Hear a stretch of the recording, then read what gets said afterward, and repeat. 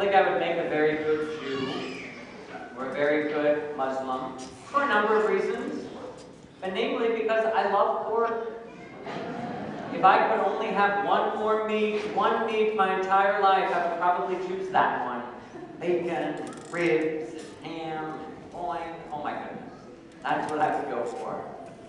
Our reading in the Old Testament today is all centered around that. Pork, the forbidden meat. It was forbidden in Jewish law because divine law wanted to keep people safe. And pork was one of those meats, of course, that if not treated properly, could cause sickness and even death. And people didn't know why they were dying eating this animal. It was deemed unclean. And God's law was, stay away from it, because it can harm you. And so that was part of the religious law, these dietary laws. All of those foods that were clean, all of the foods that were unclean. And it spoke something about our relationship with God. It said something. Not only that A, we listened to God, but also B, that we did those things that were good and wholesome and healthy, and that appeared not to be. Therefore, it could not be of God. So when the foreign powers roll into town, they want to wipe out Judaism. They want to wipe out this faith that is binding these people together. And if they would have come in and asked the people to deny the one true God, deny the God that led you out of Egypt, deny the God that was the God of Abraham, Isaac, and Jacob, deny that God, they would have clearly, no, we cannot deny the one true God. It's like the first commandment.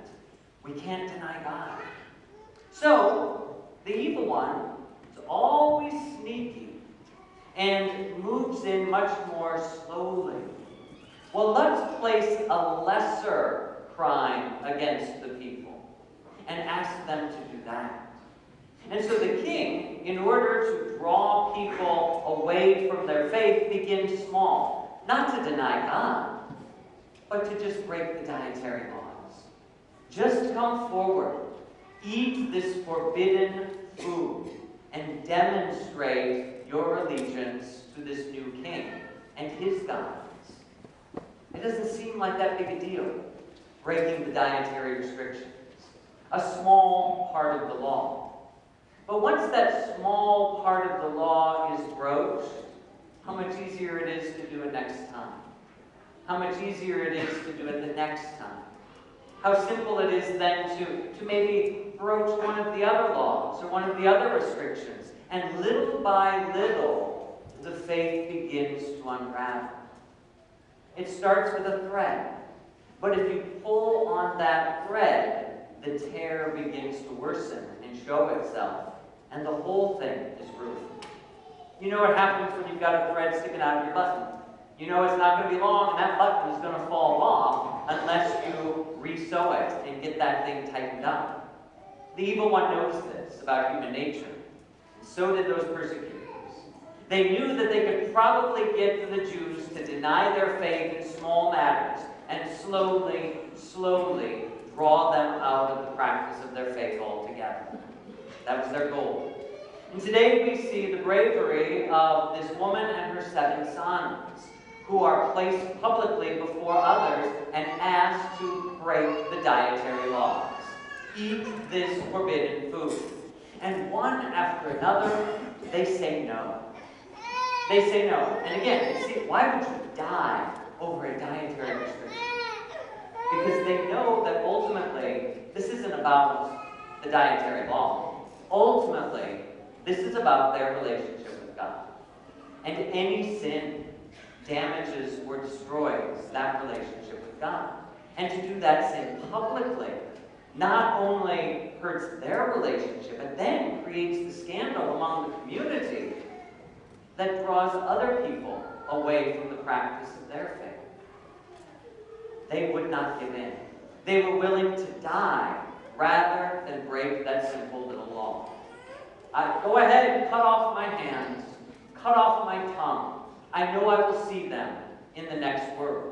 Go ahead and take my life and cut it short here. I know that I will live a long life in the next world. and so on and so on. They pronounced their faith, that there was something after this world, and that they weren't going to live just for this world and what was going to advance them here. They were going to give witness to the next world.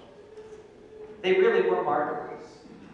To be a martyr doesn't necessarily mean that you die for something. It can, and often does. But to be a martyr means that you give witness.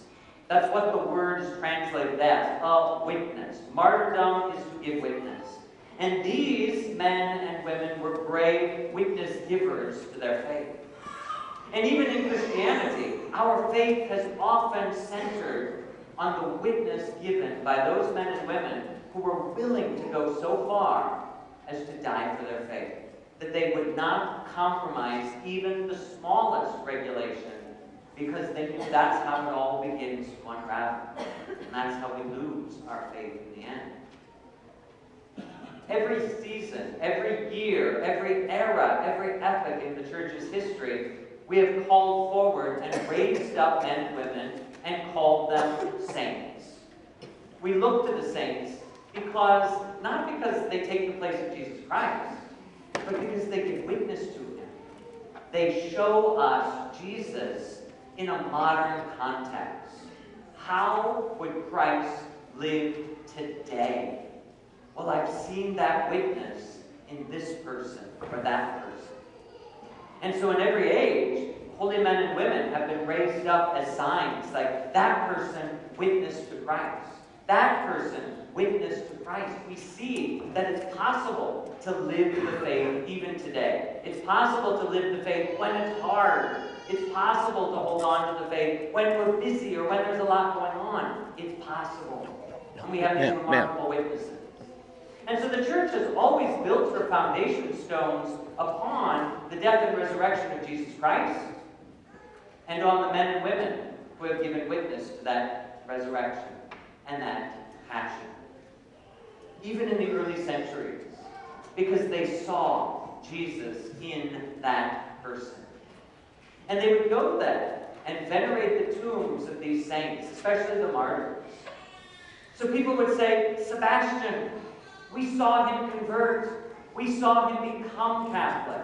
We saw him live his Christian faith. We saw him die by slings and arrows. We saw him faithful to the end. We knew that guy. And he gave us witness to how Jesus would stand up for the truth in the world today.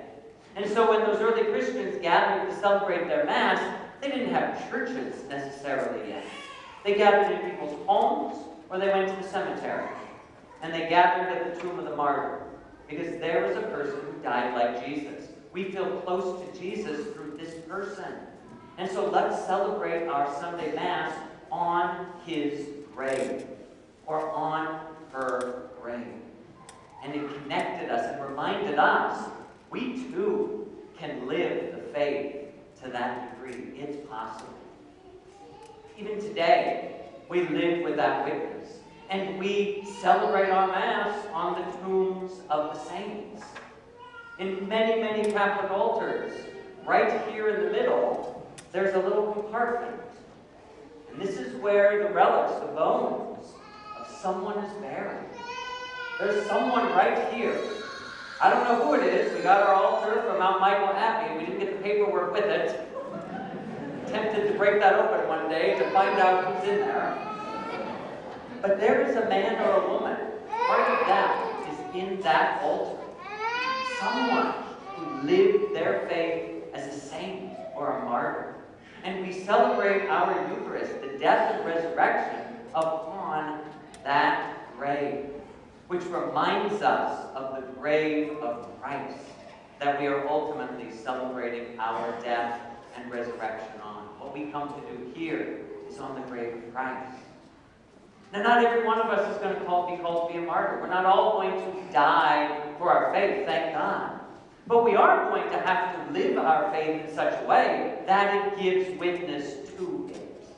And this is what Jesus is speaking about today. When those Sadducees who don't believe in the resurrection, they don't believe in anything after this world. And so they come to him with this ridiculous story about 7 brothers and say, well, you know, when the one guy dies and doesn't have any kids, his brother has to take the widow and have kids with her so that his name will live on in this world. We live for this world. We have our families for this world. We live our lives for everything going on in this world. And that's what they were living for. And Jesus said, oh, no, no. No, we live for the next world. We're passing through this one. And a lot of things want to get in our way, but we have to keep pushing them out of our way. We live for the next world.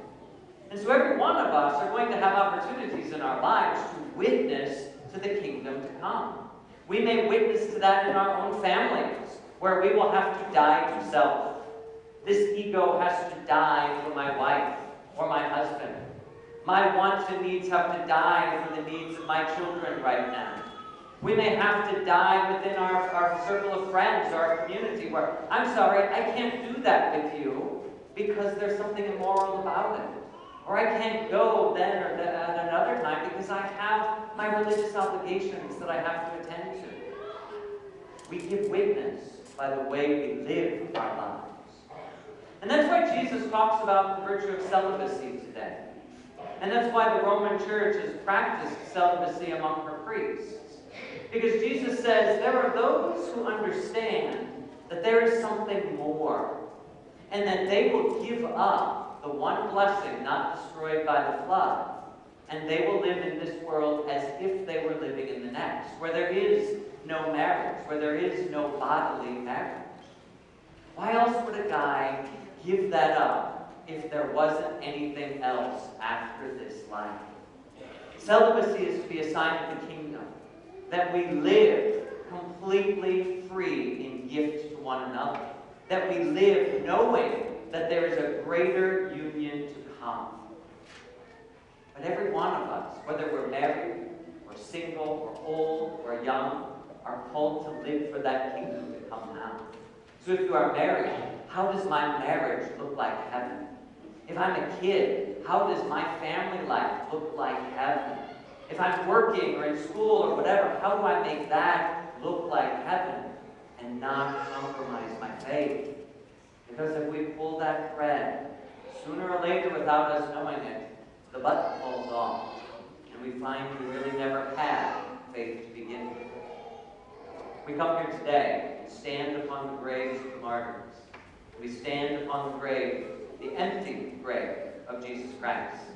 And we have confidence that we can live today in the midst of persecution, in the midst of busyness, in the midst of all the stuff going on in our lives. We can live our faith. It's possible. So do it. Give witness to the next generation. Someone's faith is going to be built upon your grave. Someone's faith has to stand upon what you show them. Are we showing them Jesus Christ, risen from the dead, who has conquered everything in this world?